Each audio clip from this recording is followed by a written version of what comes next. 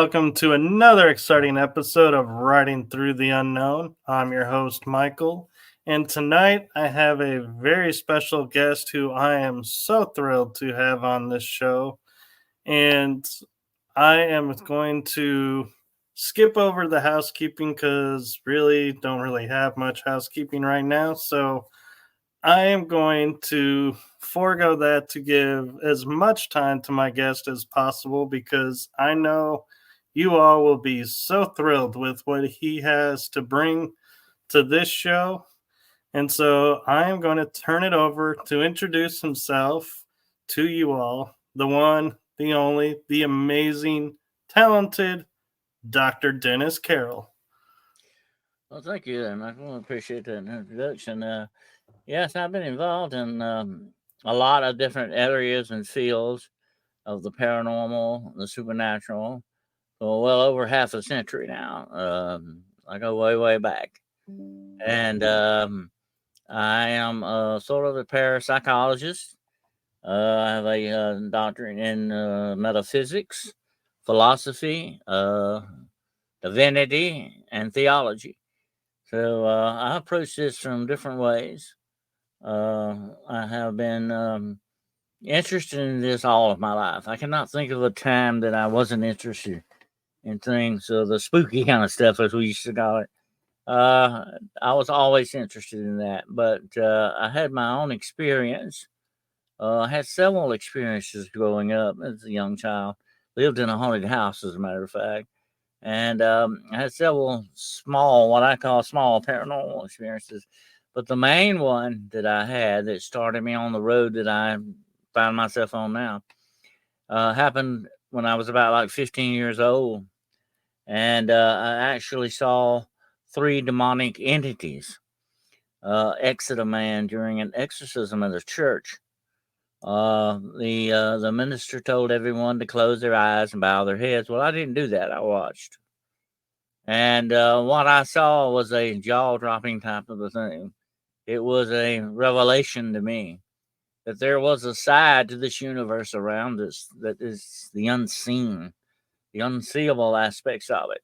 That's why I got interested in metaphysics, which is what is the study of how the unseen deals with the seen or the physical world. To me, it was all a very fascinating field. But when I had that experience, it lit a fire under me to understand what I saw. And I will describe that. It was basically very much like three rather large, I would say soccer size, balls of dark, dirty light. I found out later this was actually what you would call spiritual energy. But they exited this man and went through a wall next to him. And it was just that moment in time I said, did I see that? I was so startled about it. And, but I, for a while, just like some other people will do, I kind of wanted to deny what it was that I saw. Finally, though, I had to be honest with myself. I said, yeah, I did see that. Now I need to understand what it is that I saw. And that was the beginning of my journey at the age of 15. As a matter of fact, at the age of 15, I did my first physical investigation, which was a werewolf sighting. Also, one of my very first cases was a consultation. I've done a lot of consultations over the years, and it was a consultation about a witchcraft episode. So that was how my career began at the age of 15 years old. And it is still ongoing now, like I said, for well over half a century. I'd say probably around 55, maybe 56 years that I've been in this field, different fields of the paranormal. And like I said to you earlier, I like the whole pie, not just one slice of it. Right. And I got to admit, you don't look like you've been in the field for 50 years. You look really good for your being that age then. Well, thank you. I appreciate that. Sometimes I feel older than the hills, but I try to stay on top of all this stuff, and as time goes on, I say this about it. It is an ongoing learning field. I love to learn. The more I learn, the happier I get. but also there's a point where you need to share your knowledge. And I think, this is shows like this are very good at that. Like my friend Jessica Jones and some of these other shows out there that are trying to get to the truth of things, trying to find out, ask the questions. That's terrific stuff. Like I said years ago when I first started, we didn't have anything like this. Okay. I had to haunt the research areas of libraries. I spent many, many hours in libraries. They won't let you take the research books home. Okay. I had to Right. read them. I had to take notes on them. Now you have the libraries of the world at your fingertips. I would have loved to have had something like that years ago, or podcasts like this. I was out there as a lone wolf for many, many, many years in this. Okay, and like I said, back then you didn't talk about stuff like this. You were ridiculed. They were ready to put you on the funny farm. You just didn't talk about it. You had to be very careful to who you mentioned this kind of stuff to then. And now I love it because it's wide open and everybody's discussing it. To me, this is the wonderful thing. It's like, coming out of prison or out of a closet and finding out, hey, there's a whole nother world here. To me, this is fascinating. And I said, I wish this had been like this 50 years ago. Great. Right. Yeah. So, one question I have for you that I feel is right up your repertoire, and I'm not sure if you've ever really been asked, and people often ask me is a dogman a werewolf, or what are the differences? I think sometimes that there may be some misidentification going on, But the interesting thing is the one thing that classifies the difference in dogman and actual werewolf. A dogman is like dogman 24/7. He's always going to be dogman. That's just what he is. The werewolf, on the other hand, could be your next door neighbor, could be your Sunday school teacher, could be the boy that bags your groceries at the grocery store. It could be anybody. But when they put on the belt, when they do the practices, the dark magic, witchcraft things they do to become werewolves, they are doing like what skinwalkers do. They are transcending reality. They're changing their reality. They're shape shifting into something else. And it doesn't stop with werewolves. You can do other things. You can shape shift into ravens. You could shapeshift into a dog. You could shapeshift into a cat. Whatever the situation. And a lot of these, and I've talked about this before in the past. A lot of these big phantom black cats that people talk about, like panthers and all that. Some of this could be connected to dark witchcraft that's going on, because these people, when they reach that plateau, and we can talk about that later. When they reach that plateau on the ladder of dark satanic power that they get, they can do a lot of wild, crazy stuff. They can become werewolves, they can become vampires, whatever the situation they want to do. They can turn into a tiger, whatever. They are shape shifting. And that's what you talk about when, and here's the interesting aspect. Okay, let me say this right quick. I find it fascinating that once upon a time, cryptids were nothing but cryptozoology, short for cryptozoology, the study of unknown animals. Now, cryptids are everything in the supernatural. It can be skinwalkers, it can be wendigo, it can be all of these monsters. I have hunted them over the years. Okay, I'm an old monster hunter from way back. We used to call it monster hunting. We call it cryptids now. Okay, but they're still monsters. Okay, and now it's getting classified that way. So, but I think the big difference between Dogman and the werewolf, let me say this.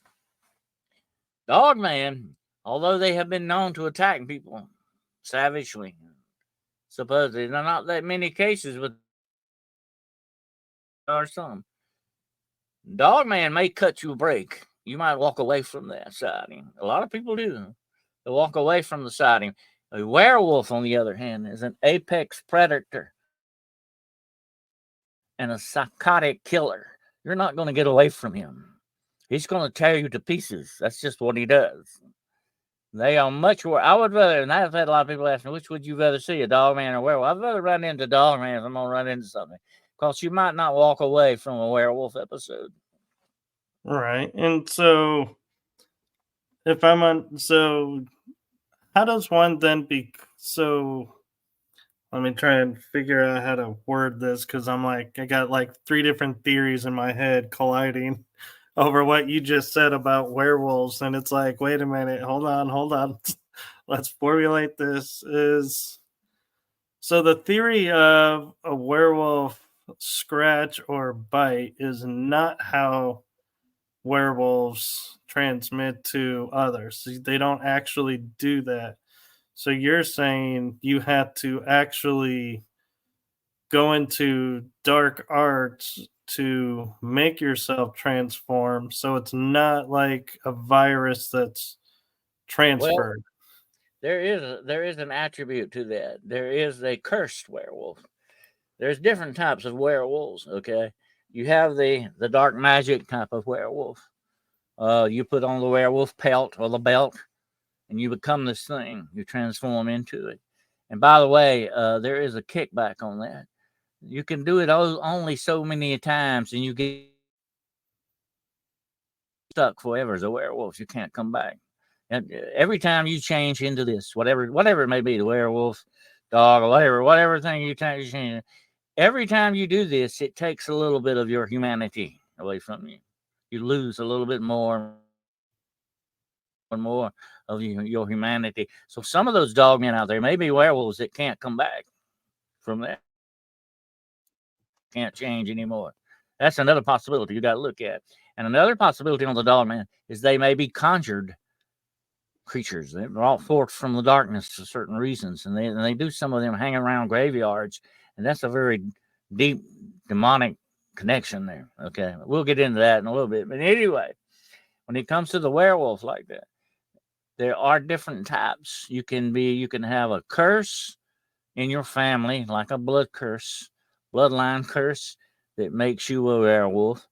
You can also be the wolf man. Okay, now the wolf man is different from the werewolf. Your common true werewolf runs on all fours. It can stand up on his hind legs and walk when it wants to, like a bear. But most of the time, it propels itself on four legs, like a giant, dire monster wolf. That's what a werewolf truly looks like. Then you Kind of have like Twilight did. yeah, and then you have the wolf man. He looks more like you and me, only he's got an animal part to him. He's part wolf, but he still looks more like a man. Either one of these creatures are dangerous for one very important fact. They have a supernatural power and strength, but they also have the mind of a man behind it. That's what makes it so much more dangerous in many ways, I think, than Dogman would be in that respect, because of the weapon that we all have up here, the brain.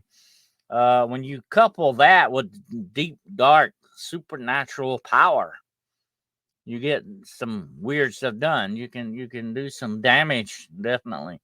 Um, but to me, there are different types of werewolves. You can be cursed. You can be bitten by a werewolf. That's part of the curse, supposedly. It's not being scratched. You got to have an actual bite, supposedly. Kind of like the virus thing. But what it's doing is passing that curse on. It's cursing you with the curse that it has. That's what it's basically doing when that happens. But you can also be cursed through the bloodline. You can be like some of your grandparents or your great grandparents made a deal with the devil, and part of the deal was this transformation thing that goes on. And it can be either a full blown werewolf, like I said, or it can be the wolf man or wolf woman, whatever the case may be, like that. So that's your difference. Okay. And so I got a question kind of to the Dogman side is I know some of the cryptids, are kind of like legends and lores from like indigenous people and or other stories. And I'm kind of curious because I started thinking about this after I'd first learned about Dogman is I remember a movie that came out, Last of the Dogmen, and it was about an Indian tribe that was lost in the woods because the woods were so thick they never met civilization. And so I wonder, because of, is it just an ironic coincidence this indigenous tribe is known as Dogman, or is there possibly a connection between Dogman and the tribe Dogman? Well, if you go back and look at a lot of the indigenous folklore, and I'm big on folklore. I study a lot of folklore in my time. I love the indigenous folklore, especially the Cherokee. But if you go back and look at some of the way they talk about this, you might want to remember a movie that came out years ago called Wolfen. Have you ever watched that movie? I've heard of it, but I Mhm. can't remember if I've seen it, but I do recognize the title. Well, what it does is it addresses the indigenous people's look at the wolf itself, and they considered the wolves to be a people, a tribe unto themselves, because of the way the wolves act. They have a family unit, and when wolves move, they have guards around their family and all this stuff. I mean, they're very smart. These animals are very, very smart, and the indigenous people knew that, and they considered them to be a people. Okay, we got to remember that's the outlook on it. But if you remember in the movie Wolfen, these weren't just regular wolves. These wolves were highly super intelligent wolves that were surviving sort of underground and in the ruins of civilization with man never knowing that they were there. Okay. I think a lot of this is what reflects on the dog man because supposedly the wolfen could stand on two legs and walk around. Okay. Like that. Like I said about the werewolf, the wolfman type thing. The wolfen could do that when they wanted to. The indigenous people talked about it. I think that is where your beginning of the dog man starts, okay, that we know. But I think there are different dog men out there. Like I said, I believe some of these things could be conjured. They could be dark creatures brought forth from the darkness for witchcraft, dark witchcraft purposes. You can conjure these things up. And some of these things could be conjured by the indigenous peoples themselves because they put guardian spirits on the land and on their sacred places that you didn't mess with. And you could even be killed for going through one of their cemeteries. This was really true, looked upon as absolute sacred land. And a lot of the indigenous peoples, and I have a lot of indigenous friends, okay, have told me that yes, without a doubt, a lot of this land was cursed for a reason. Instead of giving it to the white man, they cursed it so that it would never be productive, so that it would have dark spirits like this around it. It would always cause you trouble in all the situations. It could be the dog man off some of them. Now, I'm not saying all of them. It could be a factor in some of the dog man sightings. That what you're dealing with are things like this instead of just a regular, dog man that we think about when we talk about it as a cryptid. I believe there's more to dog man than meets the eye. And All right, and here's one more factor, Michael. There is a demonic connection with some of this dog man stuff going on. They're hanging out in graveyards. They're visiting people in jails. They're doing some weird, wild stuff that a normal dog man would not do. Something is going on here. I think here's the thing about it, and knowing the demonic as well as I know them, they take stuff like that, whether it's Bigfoot, dog man, chupacabra, whatever cryptid you want to talk about. The demonic can use them for their own purposes sometimes. We got to realize that. Also, and then I won't get into that tonight because that's a whole nother show for another time. But there are also government connections in here that I believe without doubt the demonic is running parts of our government. Okay, or they're deep embedded in it, and there are certain factors of the government that are interested in things like Dogman and Bigfoot and giants and all this other stuff. They are I was approached many years ago. They tried to recruit me in the CIA. Okay. And the guy that talked to me that day told me something very interesting. He wanted to recruit me because I was a demonologist, because I knew about demonology. And I didn't join. Okay, by the way, I didn't start working for the company. I said, "Oh no, thank you. I don't want a burn notice. When they put a burn notice on you, they burn you down. You know what that means. The only way you get out of the company is through the morgue." Okay. But anyway, he said one interesting thing to me. He said, "We want people like you that have supernatural talents or know about this stuff." And that's the one question that slapped me in the face, Michael, when this happened, was why do they want to know that? Why are they so interested in that? There's a reason. It's what, and I've told this to a lot of researchers over the years. Here's one thing you got to always pay attention to: what's not being said. Not what's being said is that's interesting too. You got to listen. But what's not being said is something you got to pay attention to also. What's not being told. And I think let me throw this out there, okay? If they want people with supernatural talents, have they got people that can turn into werewolves? Do they have witches on their payroll? Do they have other things going on that we don't know about? Is Bigfoot being used by them? Is Dogman? Absolutely. Let me tell you one thing about the government that we do know without a doubt tonight. I can tell you this for absolutely 100%. They weaponize everything. That's just the way they look at it. Okay. They weaponize everything. They would not stop at weaponizing Dogman. Not not in a heartbeat.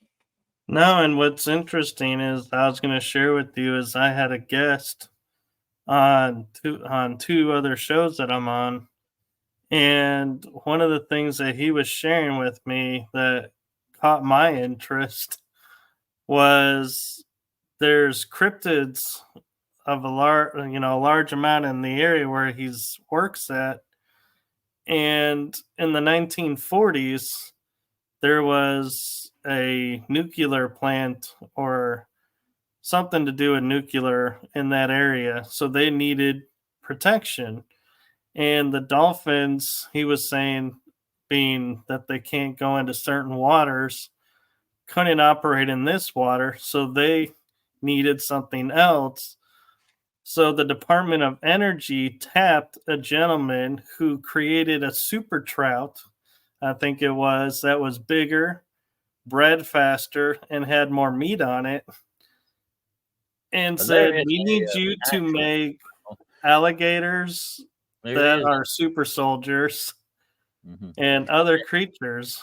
And they got loose and actually printed in the paper, "If you see this creature, do not, go towards it. Let us know to come and get it. They've escaped from our facility." Well, actually, Michael, there is an Area 51 in the ocean out by the Bahamas that is considered an area, an oceanic Area 51. You don't get close to it with boats. You don't fly over it. They say it is guarded by dolphins. They're like guards for this place. And they have weapons on them. They have particle weapons that can be used. They're using dolphins like drones. Okay. Now, if they can do that with dolphins, you think they're going to stop with Dogman? Are they going to start with Bigfoot? No. Let me tell you something. There has been an ongoing program since World War II, since before then, way back. I mean, this goes way back. A lot of my research points back to the 1890s on this, that there's been sort of like what we call a super soldier project thing going on. Of course, you can call it that, but I think it's much more involved than that. Okay. But that's been going on since Nazi Germany and all that. When we brought a lot of those professors and scientists over with Operation Paperclip, we bought Werner von Braun, the guy that took us to the moon. Okay, and I'm not going to talk about Jack Parsons, who helped him do that. By the way, who was a disciple of Aleister Crowley. By the way, anyway, Those are the guys that took us to the moon. One of them was an ex-Nazi SS soldier, okay, an officer. I have seen pictures of him wearing the Run Braun in his SS uniform. Okay, that's what we brought over here and got working for us. That's what we know. Okay, that's what we know about this. But all this stuff is very deeply involved. And let me say this, okay, and in going back with my research, it's not only super soldier things; it's hybrid stuff. Well, they're trying to hybrid things like with people and with apes and all these other different things. This experimentation has been going on for well over a century. Okay, and it is still ongoing. They are weaponizing animals, cryptids, whatever you want to talk about. They have robotic mosquito drones that can land on you and take your DNA, and you won't even know it. Okay, this is wild stuff, but it's real. A lot of people, I've confronted a lot of people that say, "Oh, come on, this is science fiction stuff you're talking about. This is something somebody made up." No, folks, this is real. This stuff is really out there. They have particle beam weapons. Yeah. That can destroy whatever they want to. They have, let me tell you this, and you got to look at it this way. The technology we have right now in our lives, it includes microwave ovens, smart watches, and phones.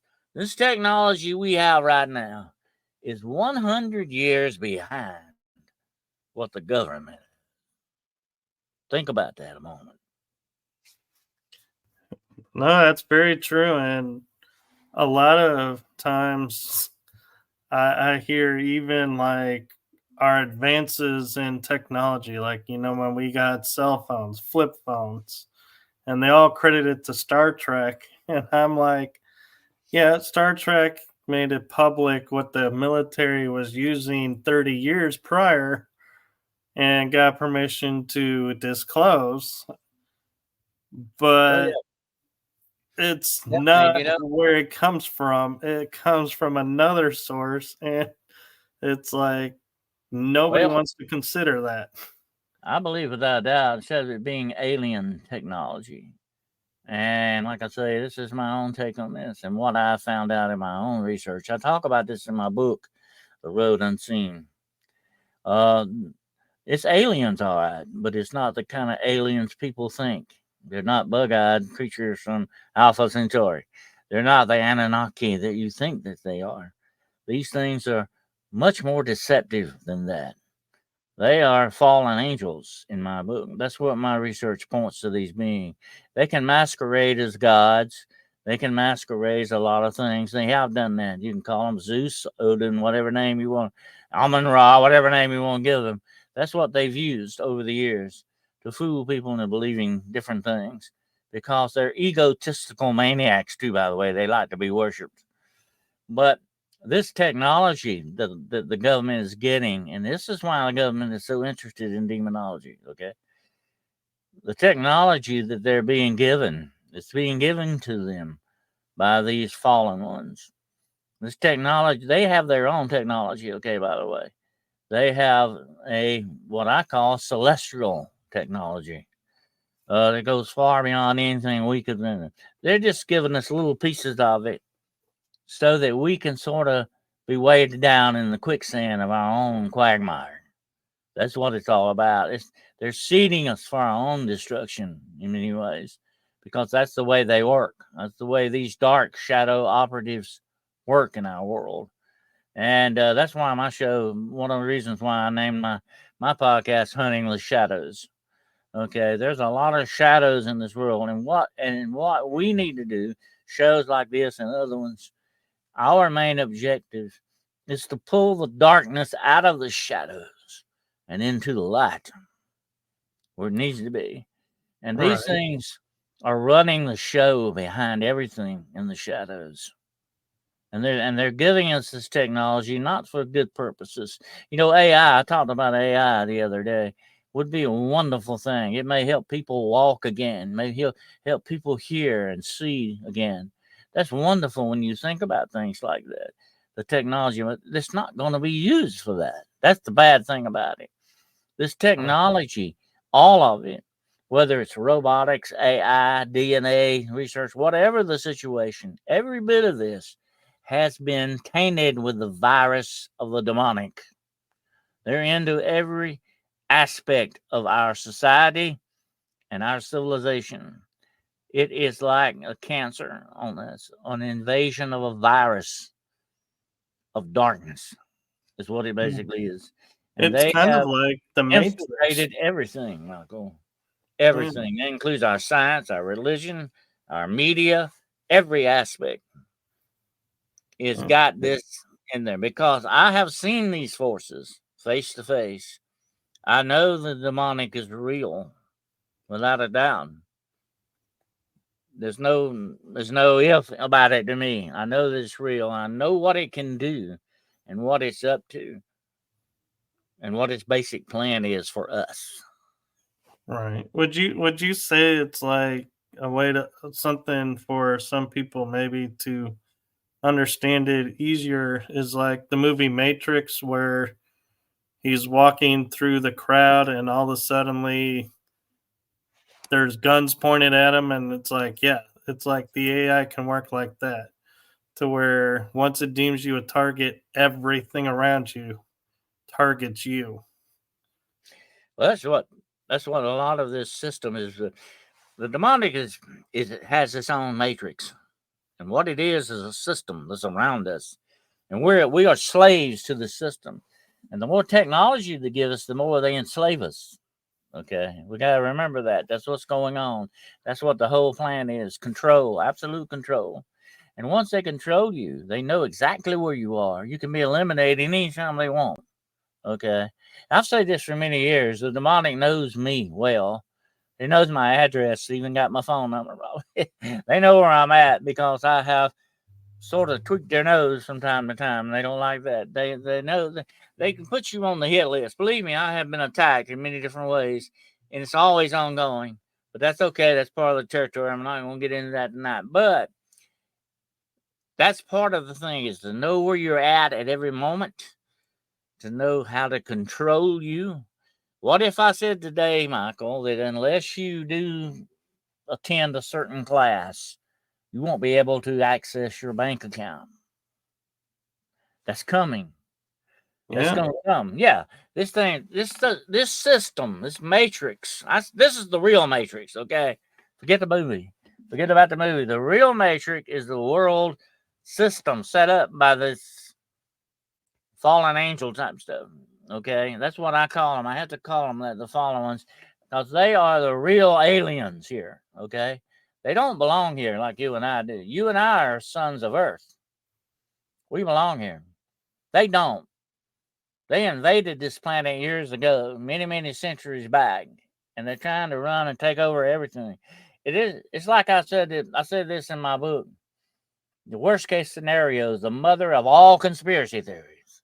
Is this okay? And I don't consider it a conspiracy theory anymore. Okay, but it would be this: we have been invaded centuries ago, and they are slowly taking over everything that we have tried to do and use it for their own purposes. And it's all about control. Eventually, to be able to destroy something completely, you must first do what? Control it. Yeah. So I want to clarify something. When we use the term fallen ones or fallen angels, are we referring to watchers that fell or the Nephilim, or is this a totally separate entity and we're mixing different titles with different? Yeah, well, the Watchers are the same thing. That was their original name. They actually had several names. They were called the Watchers, the Morning Stars, whatever. They were sort of the supervisors of the universe. That was their job to make sure. And there must be untold millions of them. Okay. Uh, we don't know exactly what number they are, but it would have to be in the millions to be able to encompass the known universe that we know about anyway. But anyway, that was their job, the Watchers, and that's what makes them so dangerous because they are super intelligent beings.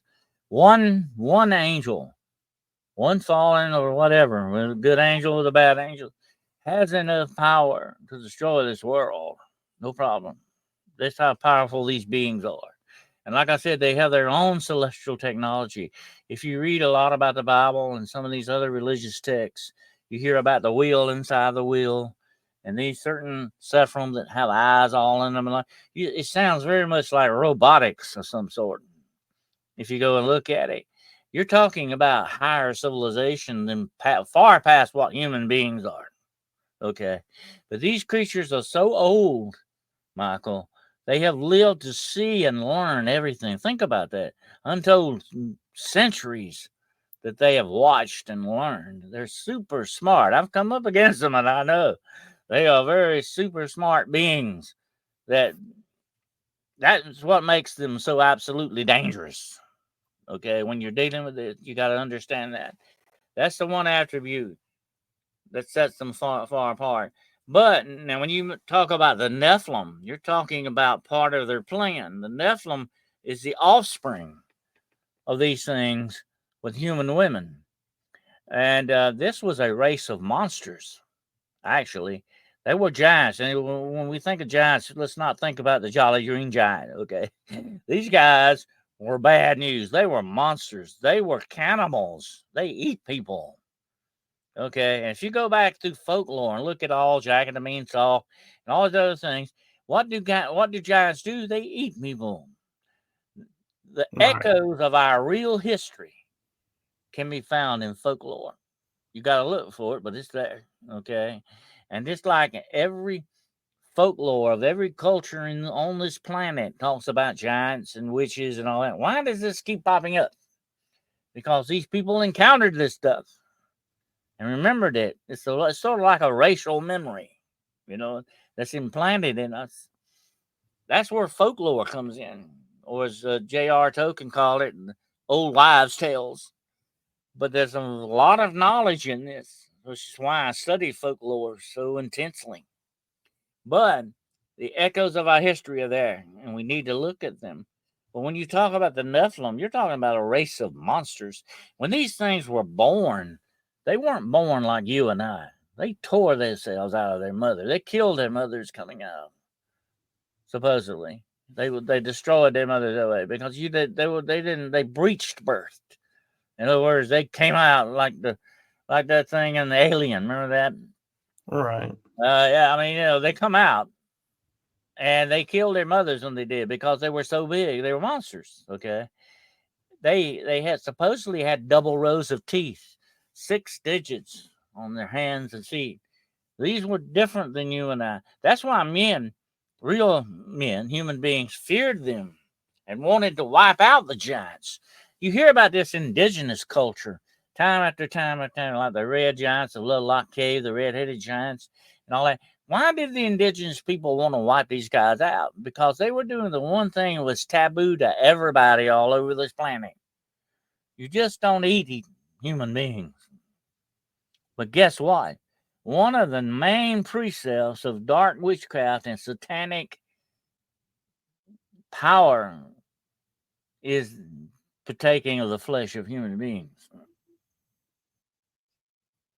So that is a commemoration of what the Nephilim were all about. The Nephilim were a race of monsters. They really screwed up humanity, and it was the plan of the fallen angels to screw up the Creator's plan all along, mess up our DNA, and we have unfortunately some of us have that Nephilim DNA still in us. It's still an ongoing plan. The plan has never stopped. It's still going on. And the plan is to undermine everything our Creator has created for us and eventually destroy us.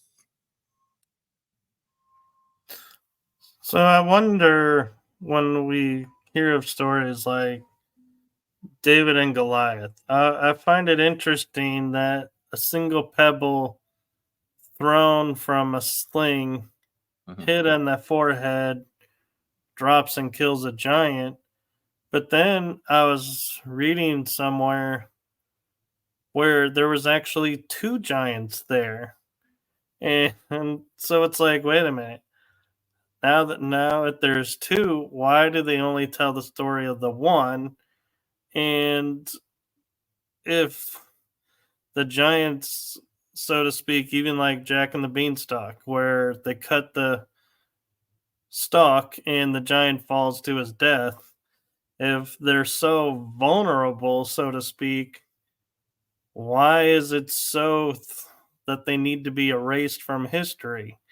And so that's kind of where my thinking goes sometimes, where talking about giants is, wait a minute, they probably are not as vulnerable and easy to dispose of as our ancestors thought, and they may have been unconscious and got up and walked away later, but it doesn't seem to me like they could have killed the giants so Well, easily. I think what happened actually on the field that day, Michael, was David incapacitated this giant, knocked him out. Because if you read on, he did pick the giant's sword up and cut his head off. Okay. Right. Goliath was dead. He was very unalived. Okay. Put it that way. When David got done with him, I think he was incapacitated. I don't know if the stone actually killed him. I think he more or less knocked him out, kind of thing, And the reason why that happened to the forehead is because his helmet, that was the one place where his helmet was not at. It was a really great shot when you think about it. And only a shepherd could probably have done that. Somebody who was very familiar with slings. I have used a sling like that when I was young, and it could be a deadly weapon, absolutely.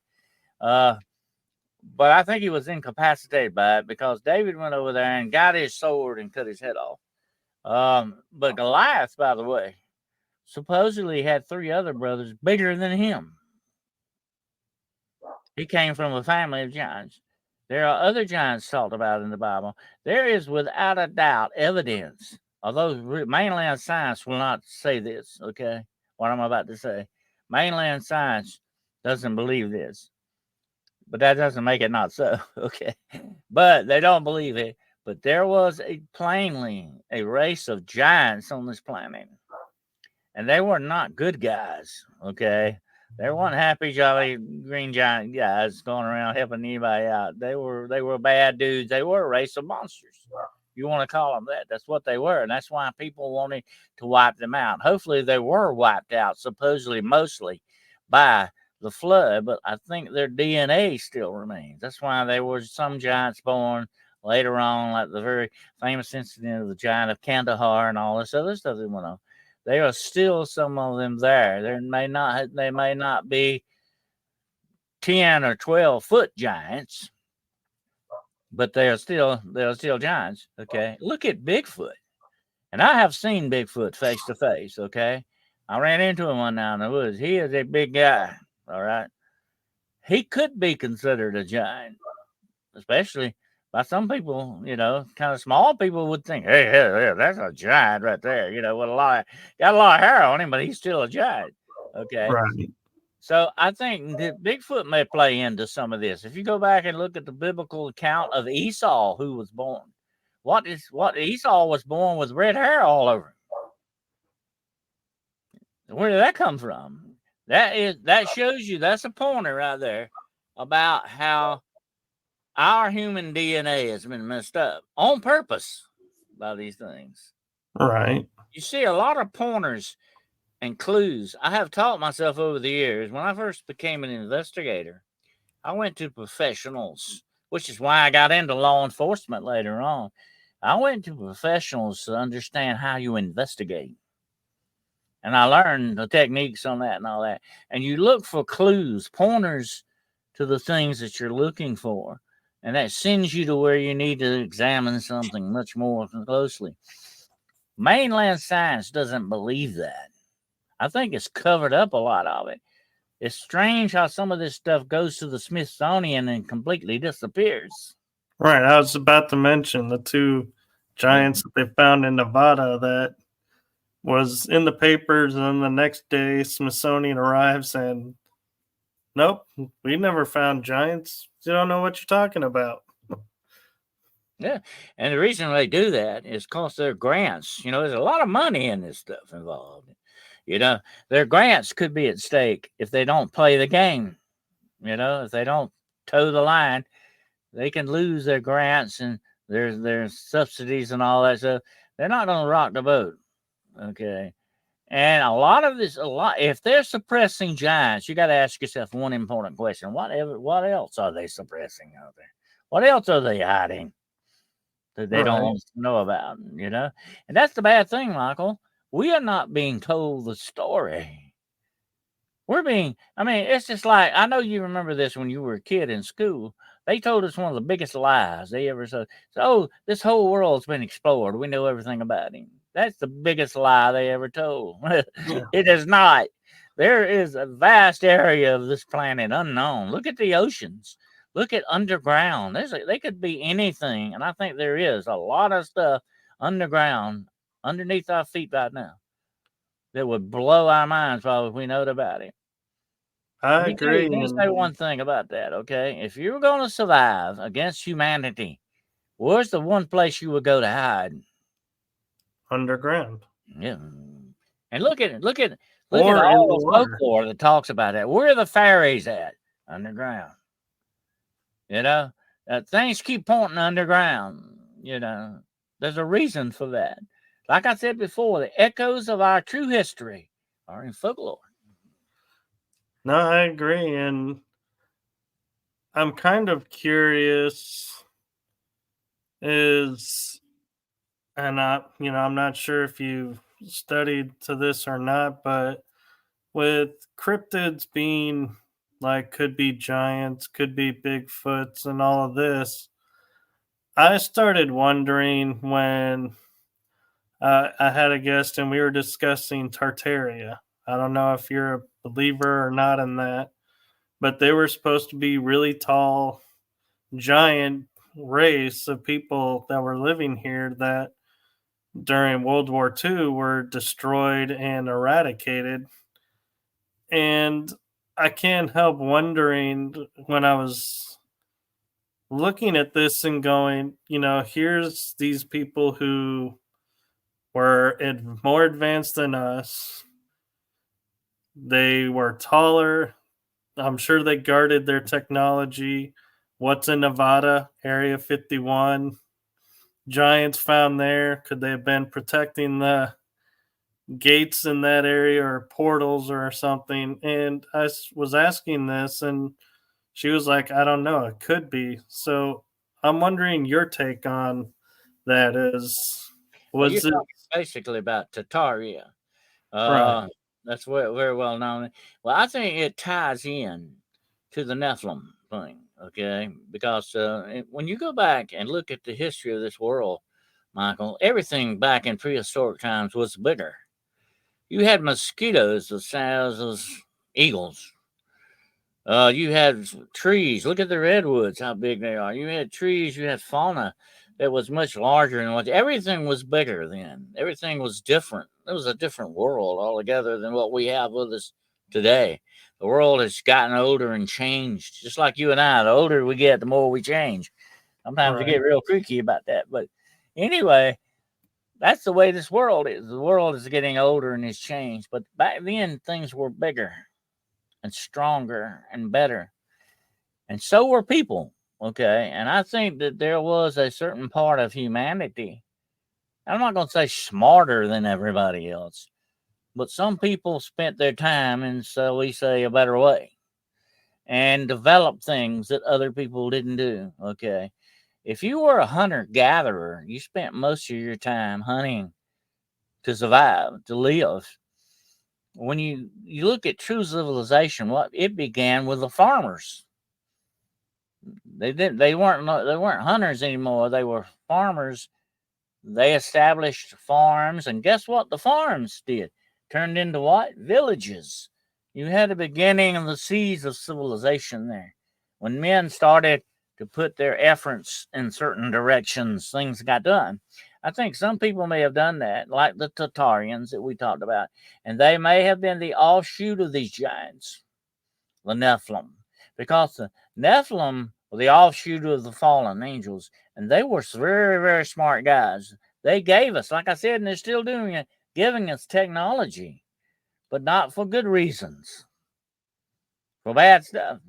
But I think Tartaria may be connected directly to Atlantis itself. But Atlantis, I think, may have been very much like that, or may have been part of Tartaria. And they were a race of very tall people because they were the offspring of the Nephilim, who were giants. You know what I'm saying? You've got that giant thing popping up again. Every time you turn around, the giants keep popping up wherever you go. Same thing with Tartaria. And I think that is a factor in it as well, you know. But I think that back then, I think people like maybe even Adam or Seth, Cain and Abel, they may have been bigger guys than you and I. They were prototypes. They were the first people. They may have been completely different than you and I. We may have lost a lot of that over the years and centuries, especially by the way that we lived our lives and the way we do things. I think, without a doubt, you've got that clue there to look at that points to that. I believe that there was at one time a place like Atlantis. It may not have been called Atlantis. Might have had something else, you know, but that's what Plato called it. Okay. Anyway, he got that from something. Everything comes from something. Everything has an origin. You know, I tell people that a lot of times. I've mentored a lot of groups and people over the years. I say, you got to go back and look for the origin, just like you're looking for dark money. Where's that coming from? And where's it going? You know, you got to look at the origin of all these things and try to figure out from there, kind of backtrack where it's come from and what it's doing and where it's going that way. And that's the origin of a lot of these things. And I think it points to the giants. It points to the Nephilim. It points to the fallen ones. Time after time. That's where the research goes. Now, a lot of people want to tag these fallen angels as aliens, and they are aliens, but not like what we're thinking about here. Not what mainstream. Not a star being. Oh, it is. Yeah. You're dealing with a whole, and they have their own celestial technology. Yes, without a doubt, they still do. Okay. But like I say, you've got the explanation. You've got the actual origin of these things. They might have called themselves the Anunnaki. They might have called themselves by different names, but that's who these guys are. Because they're very deceptive. They don't want the truth out. They are enemies of truth and light in the end. They don't want us to know the real truth. Because why? That would what? Empower us. You know, I told this, Michael, and you got to remember something like it goes with governments. Governments are never going to tell you their secrets.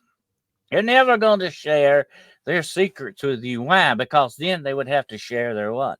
Power. Right.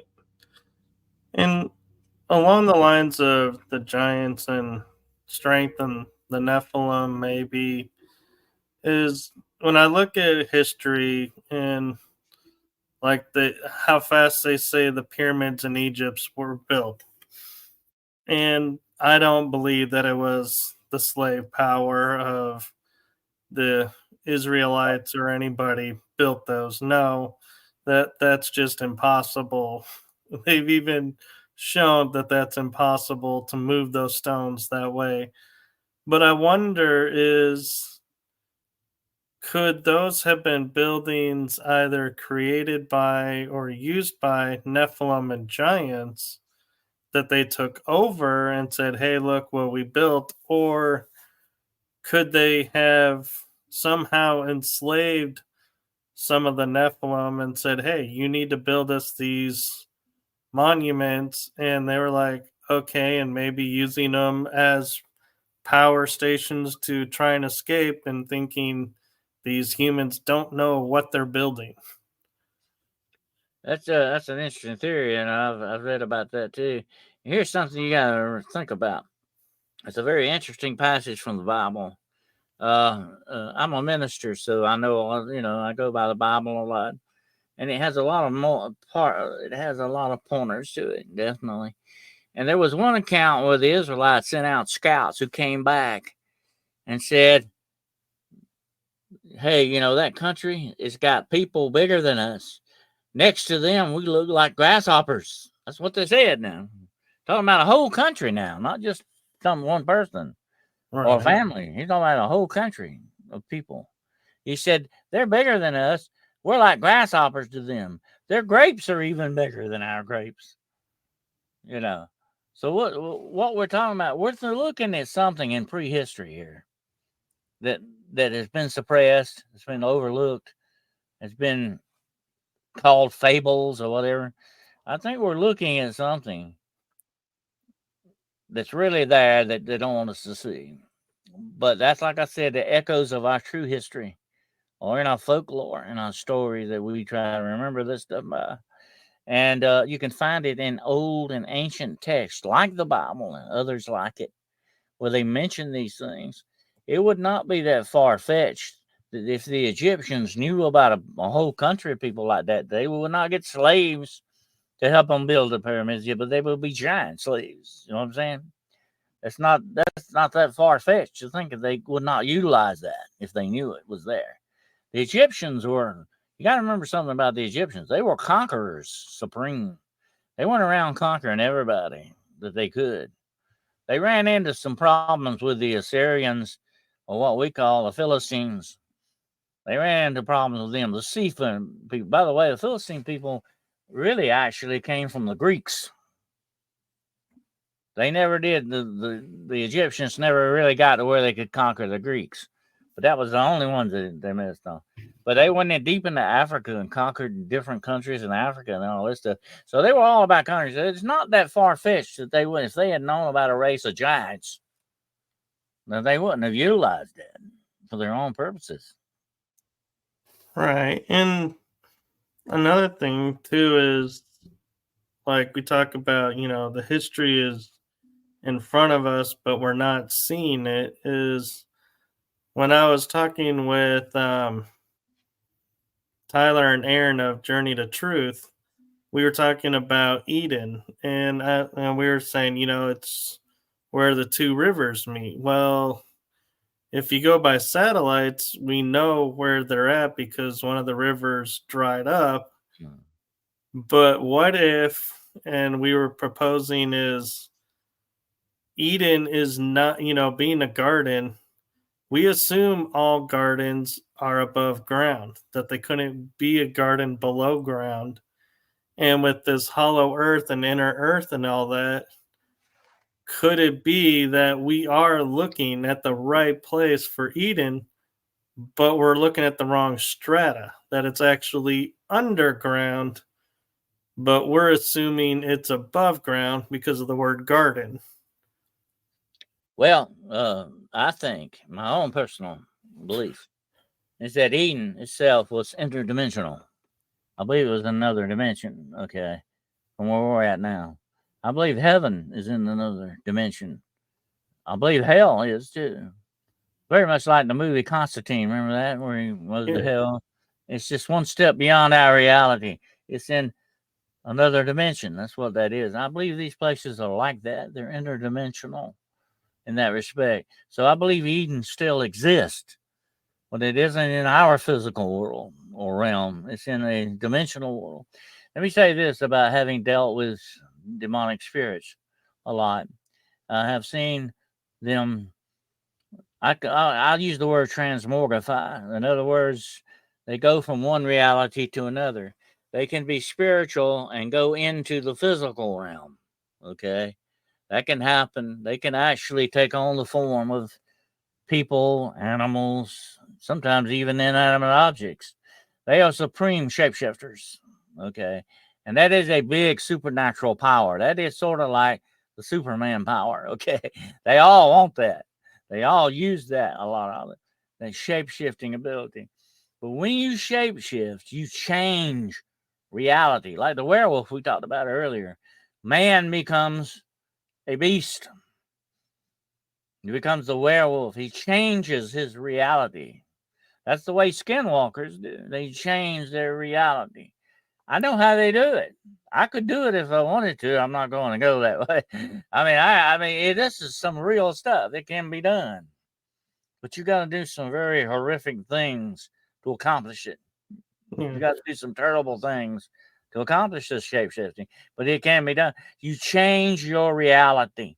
And I think a lot of this stuff, Michael, is not in our reality. Although it exists, it still exists. It's just not in our realm right now. If we could go there, and by the way, if you look at Eden, it is now barred. We got thrown out. You can't go back. It's guarded. So what does that sound like? It sounds like they shut down that interdimensional door. You can't go through it. Right. I have actually seen things that leads me to believe, without a doubt, that some of these supernatural beings definitely use portals to go to their different realms or different dimensions, or whatever name you want to give it. Different realities, I call it, because that's what it is to me. They use these, they utilize these. It would not surprise me if Bigfoot doesn't do that. And even Dogman, if they are supernatural minded spiritual creatures, they definitely can do that. Now, whether Bigfoot can change into a tree stump when he wants to, that's another conjecture on that. I'm not going to get into that now. Some people claim that. I don't know if he can do that or not. But anyway, some people claim that. I won't say this. The one I ran into one night deep in the woods disappeared very, very unnaturally from where I was at. And I was close enough to reach out and touch this guy. We made eye contact. And he walked behind a very large oak tree right in front of me. I immediately went around that tree and he was not there. I looked up the tree. I was looking for a hole in the ground. There was no way he could have got through the brush without me seeing or he hearing. Was gone. He was just gone.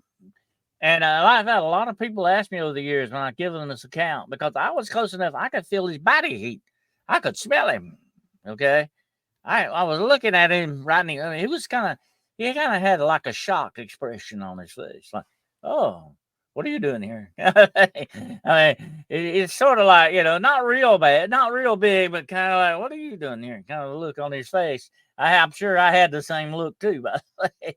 Anyway, when he stepped behind that tree, he was just gone. He wasn't in my reality anymore. That's all I can tell you. I don't know where he went. I've had a lot of people over the years say, what do you think, Dennis? Where did he go? I don't know. But he was there one minute and gone the next. And he was gone in a way. And I've seen every animal that moves. I've seen bears. I've seen mountain lions, wolves. I've seen every one of them that moves. And he did not move that way. And what's interesting is I tell a lot of people when it comes to Bigfoot, I'm like, yeah, I think that they travel through portals, and that's why we don't really find like nests of them around, because I don't think they actually truly live here. This may be like, for some strange reason, a vacation spot for them. And I said to someone, and if you look, it's interesting how all the photos that are pretty decent quality of Bigfoot is the only thing blurred out. You can make out the trees, you can make out the location of where he's at, but he's blurred. And I said, if you take two portals and you're in the center of it, all that energy going back and forth, the camera's not going to be able to focus on that spot. And maybe so, Michael, I just walk throughs. Maybe they're walking through. You know what I'm saying? Going from one point A to point B, and we see them once in a while. right. That's a possibility. And let me say this about taking pictures. And I've had a lot over the years. People come to me with thousands of pictures. Let me show you this. Let me see, what do you think this is, and all that. I got to the point where I say, oh, well, unless I wasn't there when the picture was taken and I didn't take it or whatever, I can't vouch for it. Okay, I can give you my opinion, but that's it. Anyway, because there's so much fakery going on, so much thing going on. But I want to say this about the demonic, okay? I know this without a doubt. They got a glamour.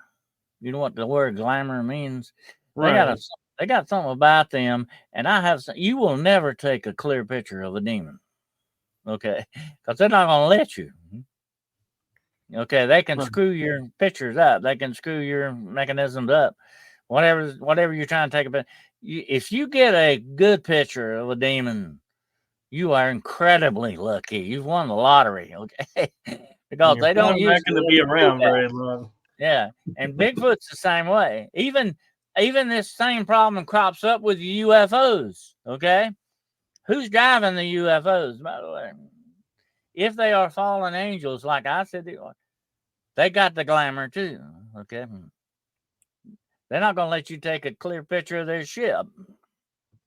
They don't want you to. And ironically, what's funny is, we talk about the government and their ties is they've made public now that even the CIA has a spray that they spray on themselves, and you go to take a picture and it looks like it's a person of light wearing clothes. There's no identifiable features So what do you whatsoever. think? What do you think they got that technology at? Right. Mm-hmm. I mean, that's why we got to keep going back, looking at the origin. Where did it come from? Why is it that way? Like I said earlier, they're being given technology by these fallen angels. Okay, I call them the fallen. Okay, the fallen gives them this technology for certain purposes, to screw up things and really, do whatever their nefarious plans. They have a basic plan that they stick to, but that's what a part of it. They're just giving us stuff. It's like me giving a 5-year-old a loaded revolver. Sooner or later, something bad is going to happen with that. Right. But if I did that on purpose, that would make me a very evil person, would it not? Well, that's just what they're doing. They're giving us loaded revolvers, hoping we'll finally do ourselves in. That, and I agree. And I find it interesting is there is talks of, and I kind of want to give credence to this, that like Bigfoot is, if you're looking to hunt, kill a Bigfoot, you're never going to find one. It is so smart, it's never going to reveal itself to you. Mm-hmm. But if you're like your example where you were walking in the woods, no real intention of killing a Bigfoot, and you ended up coming face to face with one, I feel like that's because they know and they can read the energy of the person well before you're in visual range of them, so they have time to do whatever they need to do to escape or make themselves known.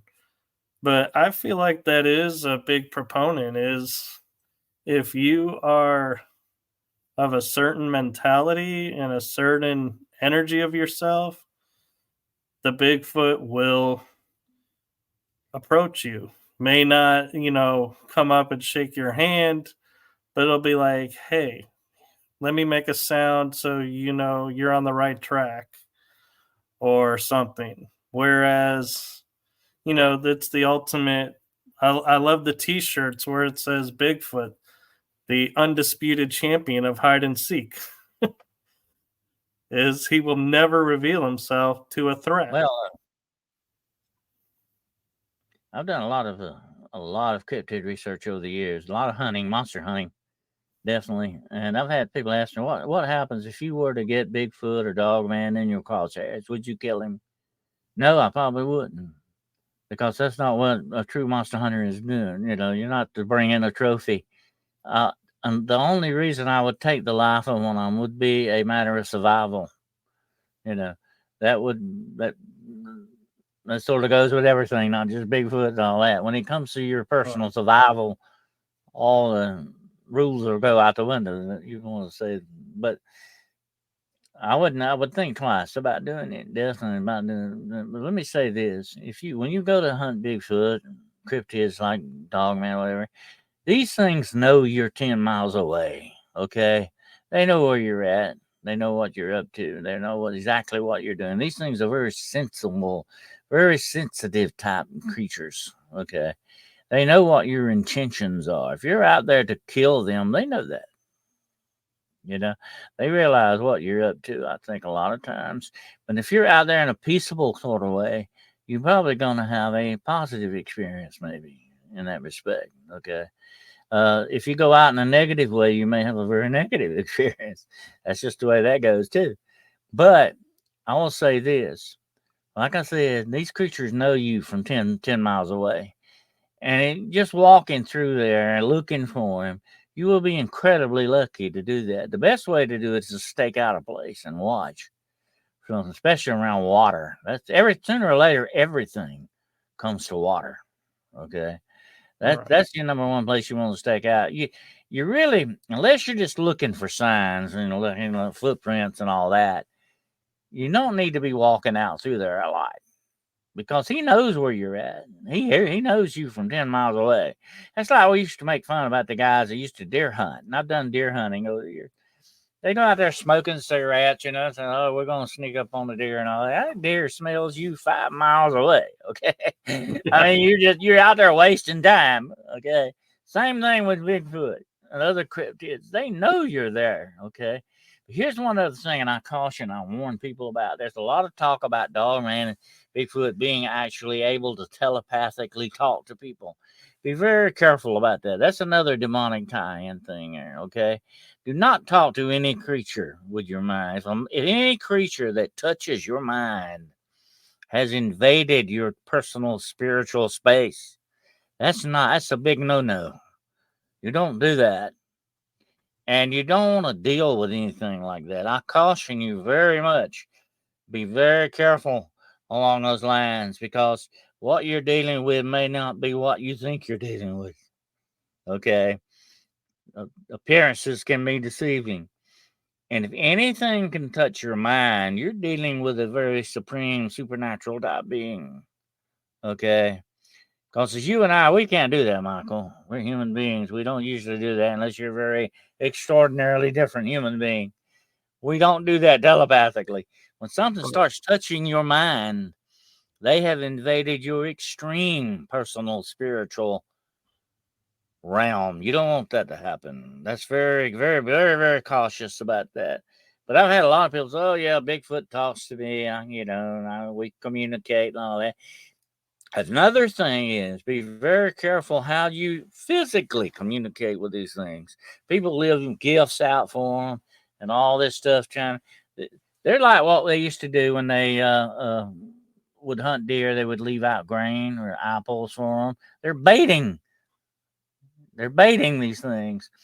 Well, Bigfoot is not stupid. Okay, he's a very smart guy. All right.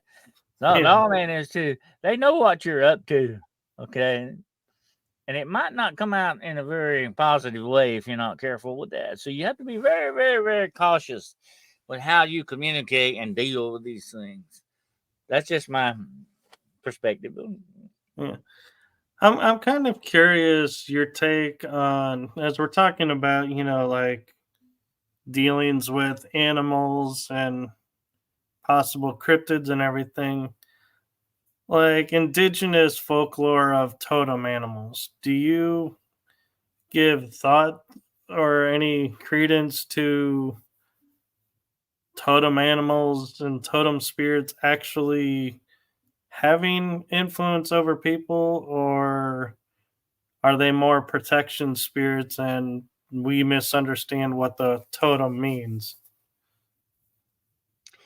Well, I go along with the indigenous because I believe everything living thing has a spirit to it. And it may not be on the same spiritual levels of other things, but I believe they have a spirit. And the indigenous peoples believe that as well. Like the wolves we were talking about earlier, they thought they were people, like another tribe. Bigfoot is considered a tribe by these people. Okay, that's just the way they see things. Because they have tribes and they see other things that way. The Bible says that about the bees are people and the ants are a nation. ants make war and take prisoners. Bees. I don't know if you know this or not, but bees have air conditioning in their hives. One bee was Really? standing, you got two holes in the hive, in and out. Bees go in and out of these holes. Okay, bees are very smart. Bees are miraculous beings. And one will say on this side, do the wings and pull the air into the hive. And then on the other hole, he'll do these, point it out that way and pulls the bad air back out. You got air conditioning. Never And thought about that. smart. I mean, it's amazing. This is nature. And they knew that nature was set up that way. Nature is wonderful. If you look at the way it does, it is fascinating. Okay. I love it. And then when it comes to totem things, some of these people said, "Oh, I like the wolf. I like the wolf. I like the way he does stuff." Or the bear. I like the way the bear does stuff. We'll have to talk sometime about giant bears. I heard a lot of reports about giant bears. They would squash a Bigfoot. Okay, you only hear some of these stories about giant bears, monster bears. Anyway, if you were sort of felt kin to these things, you felt a kindred there. That was your totem spirit kind of thing, like the eagle or whatever it was. That was the way they looked at things. The indigenous people said you had your kind of I think the word for it was Shekinah. You had a spirit animal. You had that connection there. A lot of times they would even be named for these things. I had an indigenous friend who gave me the Indian name Ghost Wolf many years ago. They would give you different names. Whatever your name was, that was what you were, and that was sort of like what your totem spirit was too. That was a tie-in to it, a spiritual tie-in, and so I think that's where a lot of that comes from. But then when you look at the bad side of this stuff, like the Wendigo and some of these other things that they have in their folklore, they saw a dark side to this too that you didn't want to mess with. You have the bad spirits, the dark, evil spirits. Take the Wendigo, for instance. It is it doesn't have deer horns, by the way. The real one doesn't have deer horns. It Right. looks like a giant emaciated skeleton. Okay. What it is a symbol of hunger, cannibalism, and cold gnawing curse like on it that wants it to kill and destroy and consume, and you can never consume enough because it is a skeleton. This is a bad thing to look at. That's what the true Wendigo is. It is a spiritual thing, more or less, than it is a physical. It can take on physical attributes. You understand? It can do that, just like the demonic I was talking about. They can go from spiritual to physical in a heartbeat. So can these things. Any kind of a spirit like that can do that. And that's the way they looked at the totem animals. And they figured, just like the skinwalker, although he is the bad evil witch, okay, he's up to no good. He's usually doing things for all the wrong reasons, okay, for revenge or whatever the thing is. They are witches. What you got to look at, people talk about werewolves and stuff like that. All these are witches, okay? That's what they are. Bad, evil witches, okay? And they're not Glenda, the good witch of the north, okay? They're bad witches, and they're up to bad stuff. And they do this in bad ways. But you had totem animals that you were supposed to be kin to. They were sort of like your attributes that you had. That's what they tied into. It's fascinating cultural type thing when you think about it. And that's why they venerated some of these animals like the bear and all that, because they were noble animals to them and they represented strength or family. And like the wolf represents family, the bear represents strength, the eagle, freedom, that's why the American took that as a symbol. That's the symbol of freedom. The indigenous peoples looked upon it that way first. Look at the thunderbird. The thunderbird is amazing. It's one of my favorite legends, by the way, the thunderbird. Yeah. Yeah. Look at all these things. They had a spiritual connection to them as well, though. And that's where you get the totem animals and all that. But you had a good side to it. You also had a bad side. Yeah. The reason I was asking is when I was in college on a birthday, I was in a national park, and I went up on this hill by myself, and I have a vision and of seeing like a wolf mother with her cubs, and I was able to approach. And I remember, approaching very venerably, being very careful and, being low and talking, and saying, it's okay. I mean you no harm, and being able to approach. And then this black, like alpha wolf appears out of nowhere, charges me, and it's like, to me, it's like the vision I regain from is, it's like it jumps in me, and I had a few marks on my stomach that I was asking somebody one day, and they're like, yeah, these kind of look like scratch marks that were left, but I don't know anything that would leave this. And my mind is thinking, okay, did that wolf really jump in me? And is, that a part of me? And I had, like really good hearing, really good eyesight. And the Well, one of the points I'm going to is years later, I went to Alaska when I was in a tribal area experiencing one of their things, and they asked for a volunteer. I raised my hand, and they put a wolf head on my head and was like, yeah, you're representing the wolf. And I was like, could they have seen that in me, that actually did happen? well, a lot of people have spiritual experiences in the woods. I consider that the biggest church of all, by the way. The outdoors. I love it whenever I've spent a lot of time in the woods, especially alone. It can be a very spiritual experience. Sometimes we are given these visions, I think. We're given these directions by our Creator for certain purposes, for directions maybe in our lives. We need to pay attention to a lot of it, definitely. And the one big thing we got to take away from that is what the Bible says about God and what Jesus said about him. He said, He is a spirit. He therefore has to be worshiped in the spirit. Okay, that's what God's about. He is a spirit. And his spirit is in all of this world and everything in it because he is the creator. And when you create something, Michael, you put a little bit of yourself into it. And that's what exists around us. Although there are certain dark forces in this world that want to screw up that creation, that want to screw up the things that have been laid out by our Creator. They are our true enemies of everything that is spiritual and everything in this world, in this universe, as a matter of fact. They are the true enemies of that. I like to see the order of things. Everything was put on an order. It was put on the laws of the universe.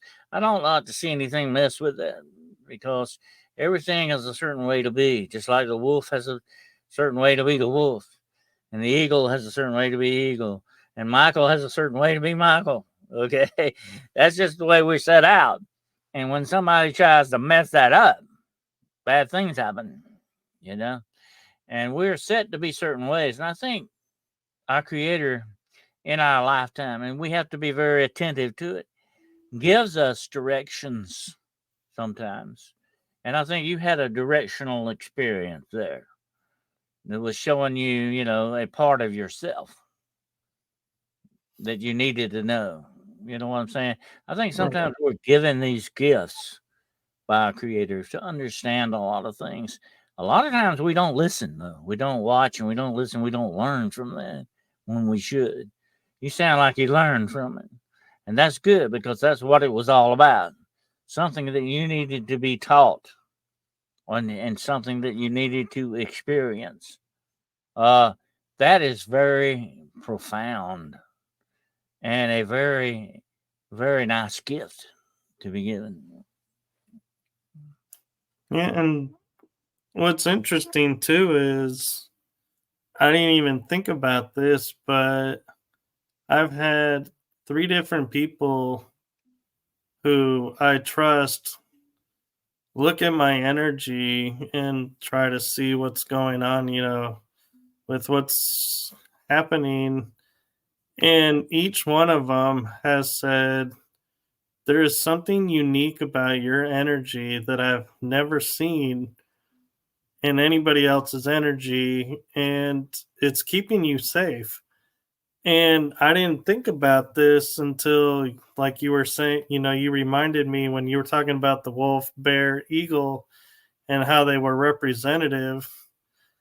That could that be what the gift kind of was a level of protection in my energy field that is unique to me because of what I was meant to do. Yeah, that's a very good take on that.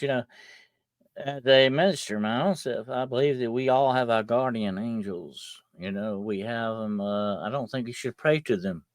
That's a no. That's a no. They're there for a certain purpose, though. They are guardian spirits. Okay, you got to look upon them that way. And I think they are there for protection, maybe sometimes for guidance when we need to be kind of pushed in a direction we need to go. Sometimes we're hard headed, though. Yeah. Sometimes we need to be directed. Absolutely. And if, I've talked a lot about angels over the years. That's one of my all time favorite. I'm not that big. I've had to deal with demons a lot. Okay. I'd rather deal with angels anytime. Okay. I like them a whole lot better. I love angelology. And I think those spirits are with us not only in that capacity, but in the spirits of nature as well. You know what I'm saying? I think they move through those because they are the part of the creation of our Creator. They would definitely be in that too. Just like the demonic is trying to screw up nature and mess with all this other stuff, so do the real true guardians of the universe, the angels, guard and watch over nature itself and in the spirit of nature. Yeah. Okay. So I think, it's there. It's there definitely in a very profound and spiritual way. But we choose to ignore it a lot. But really we shouldn't. But I think it's there definitely. And I think that the spirit is all around us all the time. We just need to connect with it sometimes and understand why it's there and not be so hard headed unless it does sometimes and understand where we need to go with it. I think it's a very profound thing. Absolutely. I'm a very spiritual person myself. I like to look at spirit. I'm going to say this, and I'll say this about dogs and cats and stuff like that. Anything, whatever it may be, that can love, it's definitely got a soul. Okay. If it can actually express love, and I've seen cows love people, okay? I mean, think about that next time you eat a hamburger, okay? I've seen cows that can do that, okay? All animals have that capacity to love or hate. They can hate too. If they're treated badly, they can turn the other way, just like we do. If somebody abused you, and there are a lot of people out there like that have been abused in their young lives, and it changes them, it warps them, it bends them in the wrong direction sometimes, or Yeah. sometimes it can bend you in the right direction, depending on how your attitude is about it. Uh, Yeah. but I'm just saying, if we get abused, we're going to turn out that way. We're going to turn out to have a negative output. But if we connect with the good side of things, the spiritual, positive side of things, we come out better in the end. And I've consulted with people all over the world over the years about demonic problems. And I would tell them something that would blow their mind. I'd say, look, you got to remember two things when it comes to the demonic. One is they have no power over you unless you give it to them. And the other thing is you need to ignore them because they're just wanting to try to. I know people say, what are you talking about? Ignore them. You got to, because they're wanting acknowledgement. And if you give them acknowledgement, you give them what? Power. And you're letting the negative in. And you got to keep that positive attitude going. You know, I've had a lot of people come to me over the years and say, Dr. Carroll, what do I need to do to keep from being demon possessed? Or what do I need to do to keep the demons away from me? If you're worried about it, that's good. Okay. It means they haven't got you. If you're worried about it, you're in a good position. But look, you don't go walking down the street and boom, one day you get demonically possessed. It don't work that way. You have to open the door spiritually to these things. Okay. If you open a negative door, negative things are going to come in. If you open a positive door, positive things are going to come in. That's just the way that works. That's all the universe. Okay. That's just the way it works. And I've had a lot of people say, I just don't know why I have such a terrible life, because I drink and do drugs a lot and all that. Well, no wonder you have a terrible life. You've opened the negative door. Right. You let the negative, and that's what these forces are waiting for, Michael. They're waiting for you to kick that door open so they can come in. Don't invite them in, because once you invite them in, they're gonna live with you from then on. If you're not careful, they're gonna really screw your life up.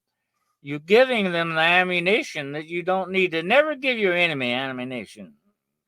She's liable to shoot you with it. That's just the way that goes. Right. You got to take the power away from these things, and you do it the correct way by having positive things in your life. Open the door to the positives. It keeps out the negative. And when you deal with the positive, you got that love in you, you got that outlook, you got that good positive vibes going on with you, you got a good spiritual outlook, you have a good relationship with your creator. Whatever the situation is, that's going to form a positive barrier around you. And it's going to be like a bumper against the darkness. And one thing I find interesting, and I'm curious your opinion on this, is like when we hear these moral stories, like the scorpion that crosses the river on the turtle's back and stabs the turtle with his tail and kills him, and they're all like, well, why did you do that? Well, because I'm a scorpion.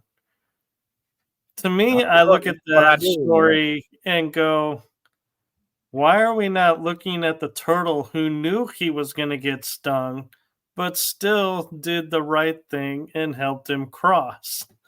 Why do we look at the death side versus the act of the other one? The negative, Michael, is never going to appreciate you no matter what you do. That's why Jesus said in the Bible, do not cast your pearls before swine. The negative is never going to appreciate your output on what you do for them, whether it's for their own interests or whatever. They're not going to appreciate. That's what makes them negative. Okay. Yeah. That's one of the things, like the scorpion. He's definitely going to sting you. That's like if you swim with sharks. Sooner or later, they're going to eat you up, but you can't blame them. They're just being sharks, okay? You should blame you. You shouldn't have swam with them to begin with, okay? Anyway, that's just the way we got to look at these things. We got to understand the negative's not going to appreciate anything you do for them, okay? But you're the good guy. You got to do what's right, no matter what, because that's what makes you the good guy, like the turtle, okay? That makes you better than the scorpion. Now there's the scorpion. He had a free ride. He should have let that turtle go. Right. He was being the scorpion, though, but we can't excuse him for that because he had the choice to do what he did. Right. Just like you had the choice to take him over. We got to understand our choices are our own responsibilities in these things, no matter where we're coming from on that. And that's what's wrong with this modern day society. I'm not going to get philosophical with you here, but that's what's wrong with it. Okay, we don't want to own up to our responsibilities. We don't want that responsibilities, we get pregnant with children. We don't want that responsibility. Or we have a sexually transmitted disease. We don't want that responsibility. whatever the situation is, we're trying to get out of the responsible things because we want to do what we want to do is overriding everything else. And that's not good. That's not a good attitude to have. That is a negative attitude when you look at it that way. Right. It's not positive. It's not productive. If you're not the solution, then you probably are the problem. Right.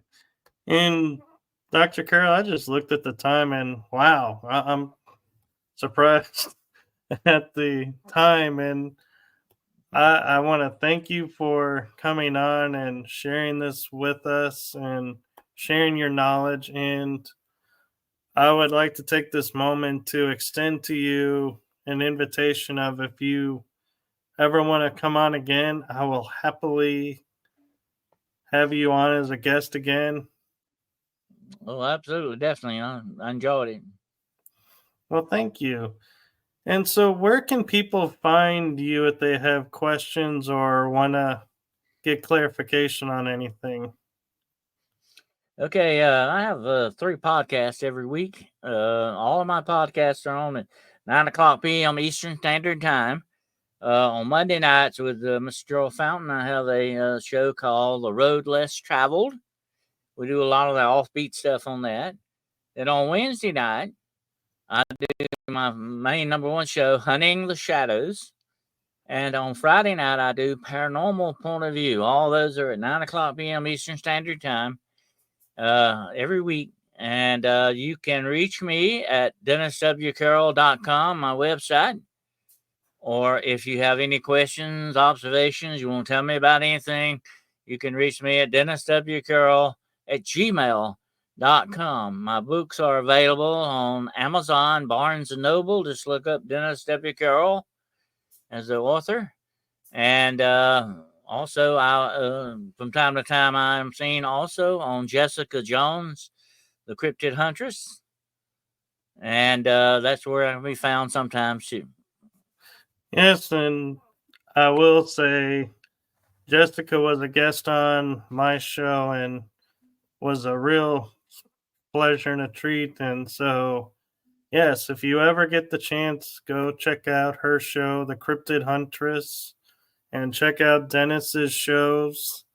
They are full of great information and will help you with any topics that you're interested in. I guarantee you, I think I can say with what, 97, 98% authority that you'll have a show on those topics.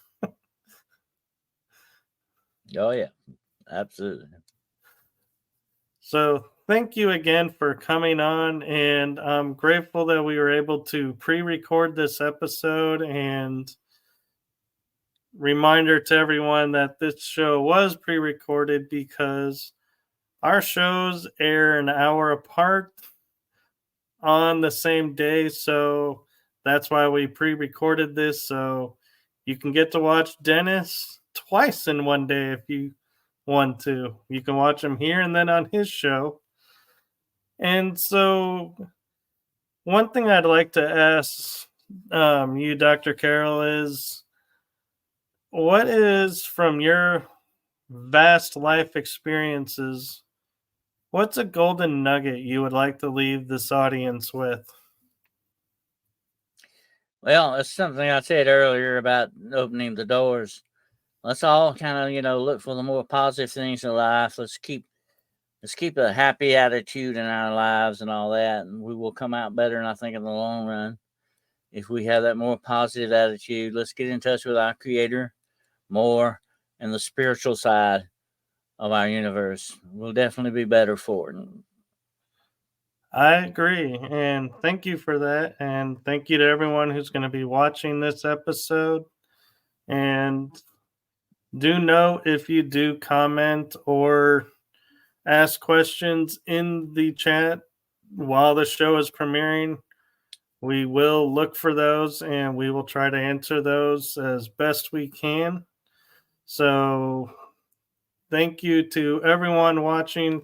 Thank you, Dr. Carroll. And to everyone out there, have a wonderful day, night, evening. And if you're asleep, feel free to get the urge to watch this episode and Dr. Carroll's episodes and Jessica's episodes, because it'll truly help you with your awakening and your answer questions that you will be having. And as Dr. Carroll pointed out, find the positive in everything, because that's the important thing. And that's where I think a lot of us tend to lose hope, is we focus too much on the dark and we lose ourselves. So stay focused in the positive and fill each day with love and joy, and make it a lovely day, and fill it with all that positive energy, and let the positive out into the world. We could use